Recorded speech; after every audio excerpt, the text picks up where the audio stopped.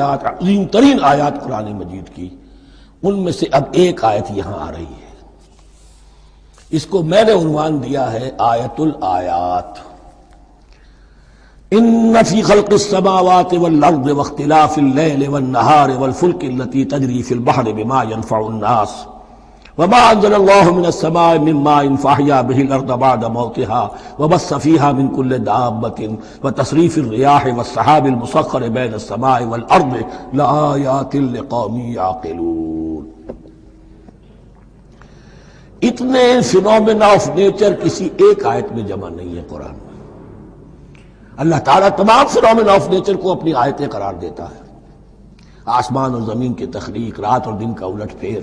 مختلف جگہوں پر، اور یہ جو ستارے ہیں اور یہ جو بھی نباتات ہیں زمین کی، ان میں سے آیتیں ہی آیتیں۔ لیکن ان آیت الآیات کو جس طرح یہاں ایک آیت